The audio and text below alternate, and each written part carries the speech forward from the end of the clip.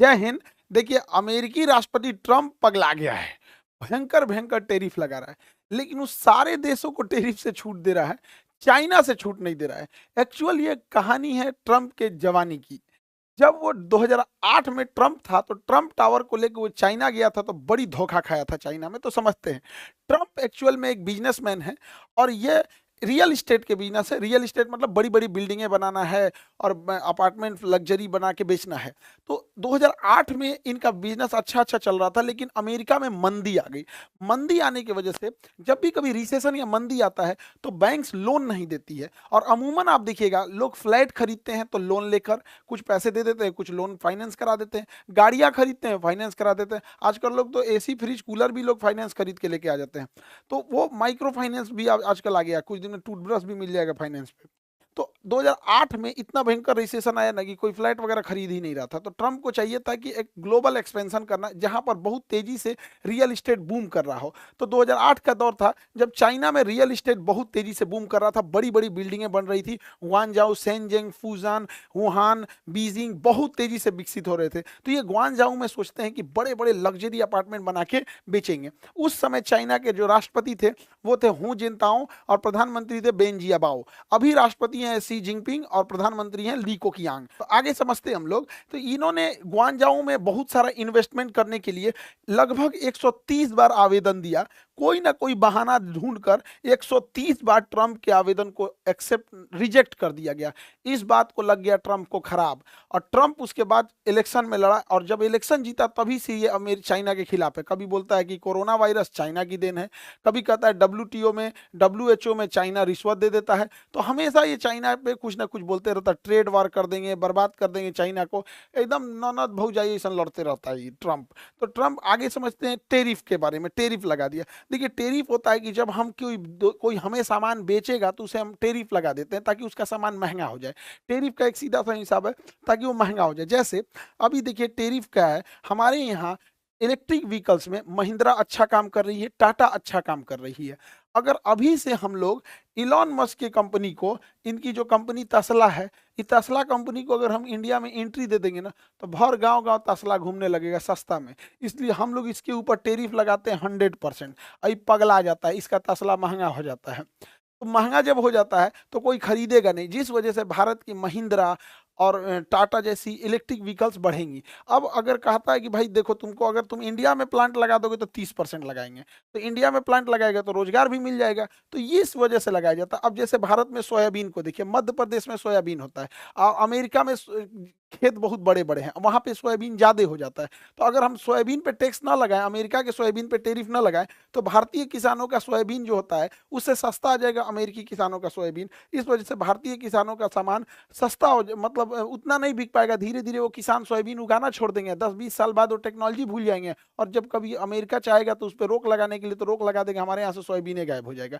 वैसे ही टेक्नोलॉजी में अगर गाड़ियों बनाने, हवाई जहाज बनाने में हम अगर टैरिफ नहीं लगाते हैं, तो हम लोग बना ही नहीं पाएंगे। जैसे हवाई जहाज मामले में हम लोग हवाई जहाज खरीद के डायरेक्ट लेते आए, उस पर कुछ खास टैरिफ लगाए नहीं। यही वजह हुआ कि भारत में आज हवाई जहाज मैन्युफैक्चरिंग एकदम खत्म हो गया। तो टैरिफ लगाना अच्छी चीज़ है।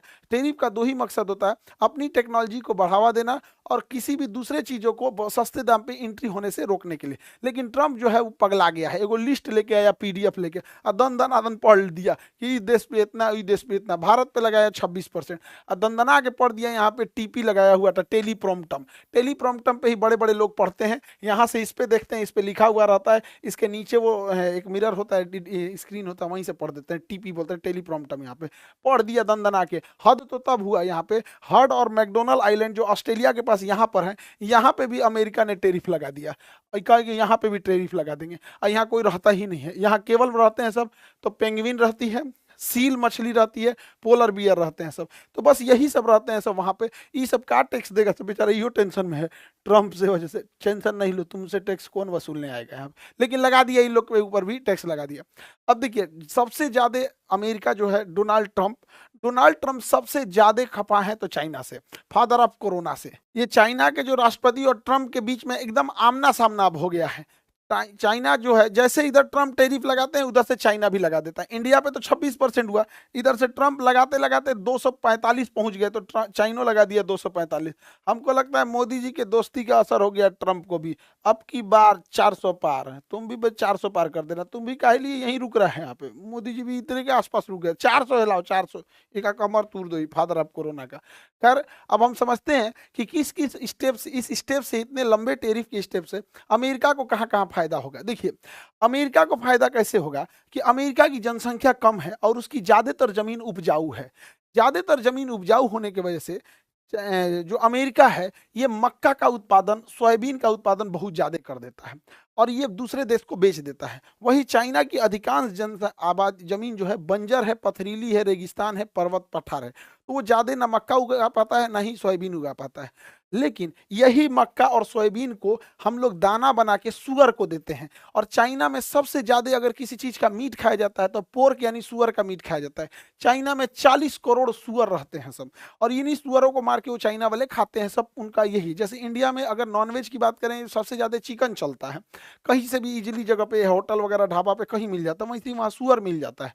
अब जो सुअर है उसको 5 करोड़ टन सोयाबीन चाहिए हर साल अमेरिका से, और 10 करोड़ टन मक्का चाहिए। अब अगर चाइना इंपोर्ट ड्यूटी लगा देता है, अमेरिका का देखा देखी, तुम हमसे 250% टैक्स लोगे तो हम भी तुम्हारे पे 250% टैक्स लेंगे, कोई बात नहीं, ले टैक्स लेते, ले टैक्स। जब तुम्हारे पास 5 करोड़ टन जब सोयाबीन आएगा, टैक्स लगा के अपने सामान में महंगा कर देगा। 10 करोड़ टन मक्का आएगा तो चाइना अपने महंगा कर देगा।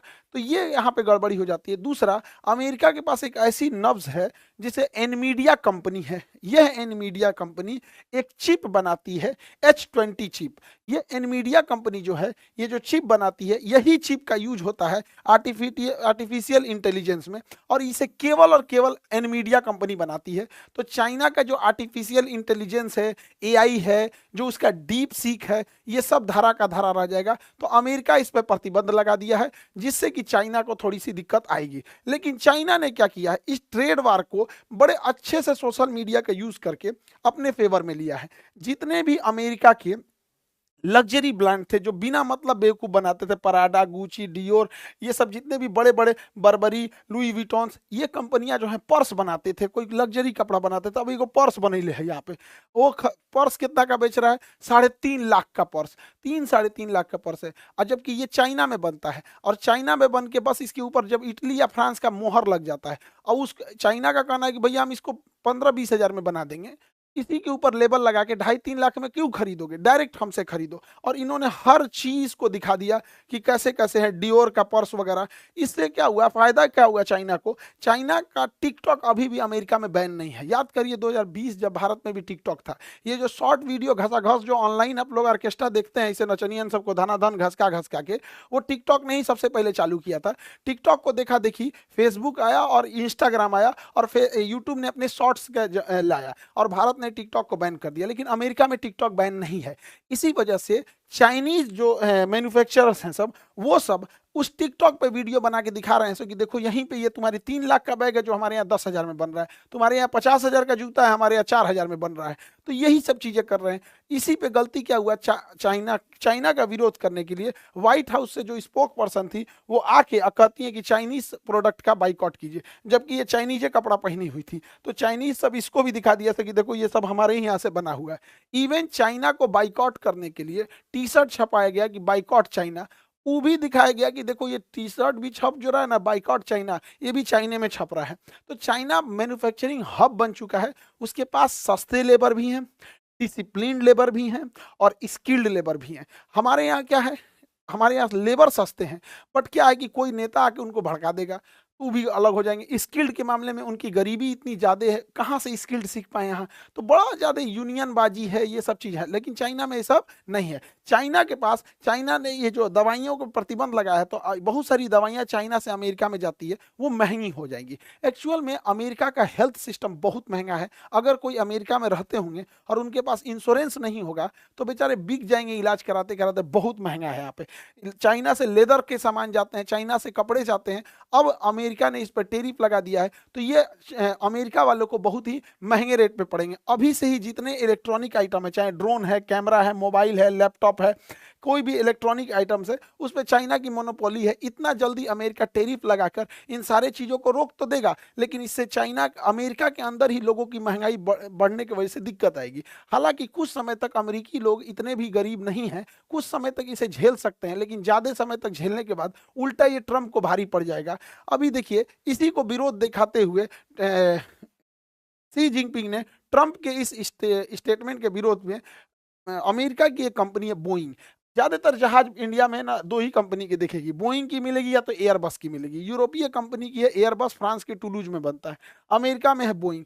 बोइंग से आने वाला था 179 जहाज जो कि एयर चाइना खरीद रही थी, चाइनीज एयरलाइन। इसने एक ऑर्डर को कैंसिल कर दिया, कहा कि रखे रहो यहाँ पर। इससे कि करोड़ों रुपए का लॉस लग गया बोइंग कंपनी को। और इसको लॉस लगेगा तो ये करोड़ों रुपए का सरकार को टैक्स का लॉस जाएगा, तो सरकार पे दबाव बनेगा।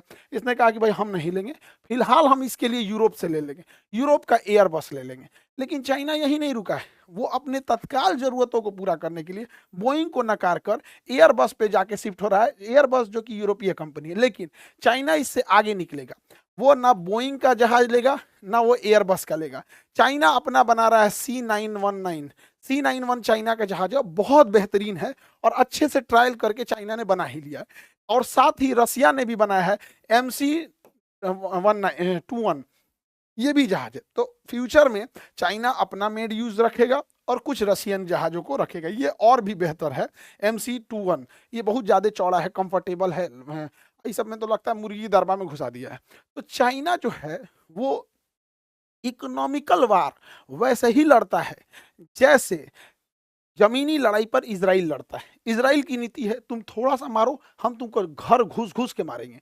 चाइना कहता है हमको लड़ाई नहीं लड़ना, हम फाइनेंशियल इकोनॉमिकल लड़ाई लड़ेंगे और घुस घुस के मारेंगे वहां पर। तो इसी वजह से चाइना भारी पड़ता दिख रहा है। चाइना की जो सबसे बड़ी ताकत है वो रेयर अर्थ मेटल है। रेयर अर्थ मेटल उन मेटल को कहते हैं जो बहुत कम मिलते हैं, और दुनिया के रेयर अर्थ मेटल पे 70 से 80% चाइना है। ये रेयर अर्थ मेटल बहुत जरूरी होते हैं। ये मिसाइल में, रडार में, जहाज में, इसका एयरक्राफ्ट शटल में, अंतरिक्ष में, जहां जहां टिपिकल चीज होते हैं वहां रेयर अर्थ मेटल लगे होते हैं। और ये रेयर अर्थ मेटल जो होते हैं वो चाइना के पास है। और चाइना ने कहा है कि हम अमेरिका को निर्यात नहीं करेंगे, अमेरिका को एक्सपोर्ट नहीं करेंगे, ना ही किसी अन्य देश को करेंगे। चाइना इतना होशियार है कि अमेरिका को नहीं करेगा, मान के चलिए वो थाईलैंड को करेगा तो अमेरिका थाईलैंड से खरीद लेगा, इंडोनेशिया को करेगा तो अमेरिका इंडोनेशिया से खरीद लेगा।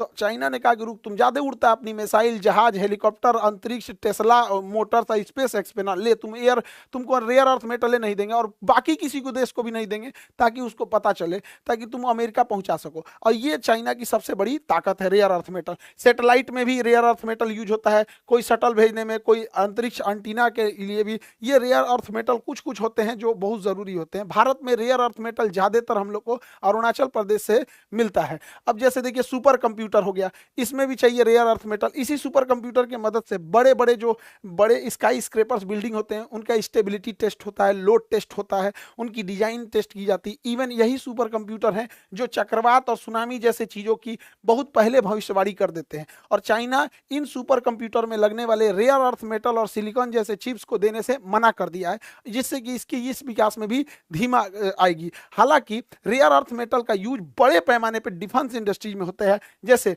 अमेरिका का F-35 लाइटनिंग, ये बहुत खतरनाक जहाज है। हालांकि कोई बड़े देश से लड़ाई में अभी भाग नहीं लिया। F-22 राप्टर ये ज्यादा विश्वसनीय है, हालांकि ये ज्यादा लड़ाई में भाग नहीं लिया है, ये ज्यादा खतरनाक है। ये ज्यादा लड़ाई में भाग लिया है इसलिए विश्वसनीय है। अभी अमेरिका ने F-47 लॉन्च किया है जो 6th जनरेशन का होगा। और अमेरिका के पास एक से एक एडवांस हेलीकॉप्टर है, चाहे वो चिनूक हो, अपाची हो, ब्लैक हॉक हो, इन सब में रेयर अर्थ मेटल होता है। इनके मेंटेनेंस में जब ये बिगड़ेंगे तब वहां पर। और चाइना ने इन सारे रेयर अर्थ मेटल पे अमेरिका के साथ साथ दुनिया के किसी भी देशों को देने से मना कर दिया है। अभी अमेरिका की जितनी भी चीजें हैं, चाहे वो रेयर अर्थ मेटल के बिना ना मिसाइल काम करने वाली है, ना रडार काम आएगा, पनडुब्बियों में भी उसकी जरूरत होती है, लड़ाकू जहाज, हेलीकॉप्टर, ड्रोन, UAV, कहीं पे भी देखेंगे तो ये रेयर अर्थ मेटल जरूरी है, जिसपे चाइना की मोनोपोली है। रेयर अर्थ मेटल के बाद चाइना का दूसरा सबसे पावरफुल चीज होता है सिलिकॉन।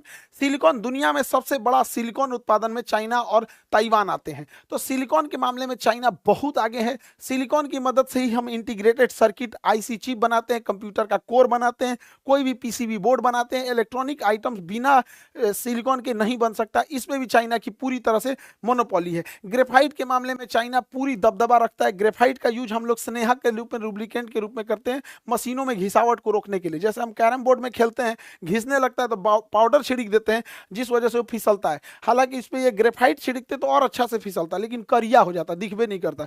इसलिए मशीनों में लुब्रिकेंट के रूप में ग्रेफाइट का यूज किया जाता है। परमाणु बिजली घर में भी ग्रेफाइट का यूज होता है, बैटरी में भी ग्रेफाइट यूज होता है, पेंसिल के नोक पे भी ग्रेफाइट का यूज होता है, बहुत जगह होता है। और ये चाइना इस पे भी अपनी मोनोपोली जमा के रखा है।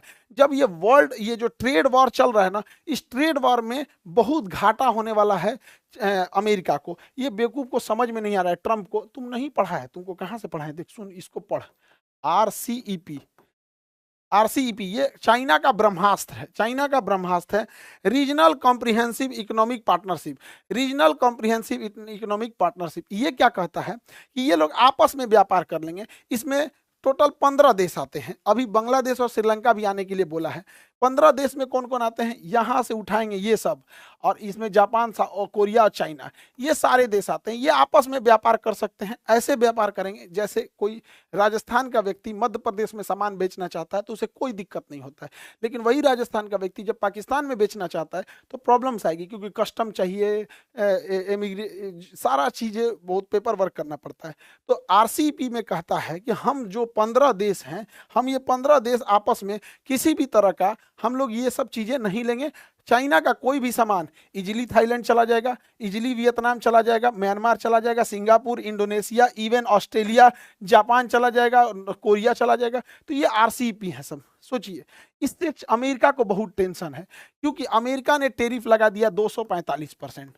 अब कोई बेवकूफ चाइना से सामान को अमेरिका नहीं भेजेगा, क्योंकि 100 रुपया का भेजेगा तो उसमें 245 जुड़ जाएगा, महंगा हो जाएगा 245%। इसलिए वो इस रूट से नहीं भेजेगा। वो क्या करेगा कि वो आपका सामान पहले चाइना से भेज देगा, सपोज इंडोनेशिया, या भेज देगा ऑस्ट्रेलिया, या चाइना से भेज देगा म्यांमार। यहां भेज दिया, अब वो ओरिजिन खत्म। अब आप ना चाइना पे ना लगाए हैं, लेकिन ये सब आपस में समझौता कर दिया था आरसीईपी, क्योंकि ये तो चाइना बिना किसी टैक्स के म्यांमार उतार देगा, बिना किसी टैक्स के इंडोनेशिया, ये 15 देशों में कहीं भी उतार देगा। तो आपने टैक्स लगाया चाइना पे, ये उतार दिया अपना सामान थाईलैंड, थाईलैंड से भेज देगा अमेरिका, जा यहाँ टैक्स उतना नहीं है। इंडोनेशिया से भेज देगा, जाओ अमेरिका। ऑस्ट्रेलिया से भेज देगा, जाओ अमेरिका, जा। डोनाल्ड ट्रंप मोए मोए हो गया। इसलिए कह रहे थे फाउंडेशन क्लास करना बहुत जरूरी है। आरसीईपी चाइना का ब्रह्मास्त्र है। आप चाइना पे बैन लगाएंगे, वो दूसरे देश में भेज के वहीं से पैक करके भेज देगा आपको।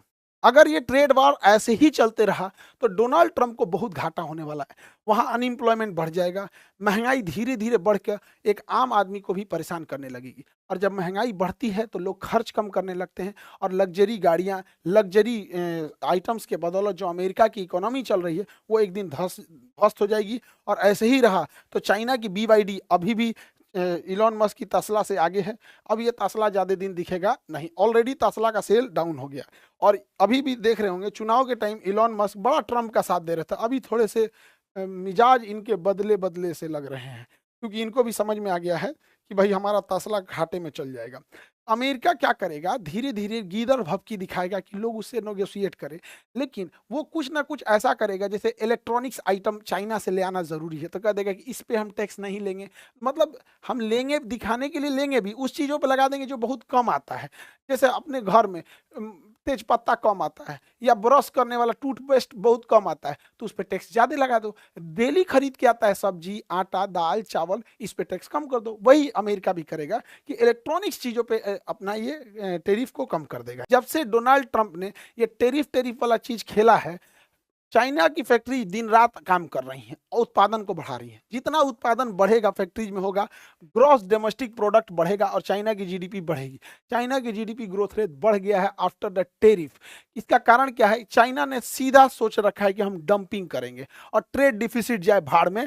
हमारे तरह वहाँ का वित्त मंत्री थोड़ी है जिसको कोई टेंशन ही नहीं है।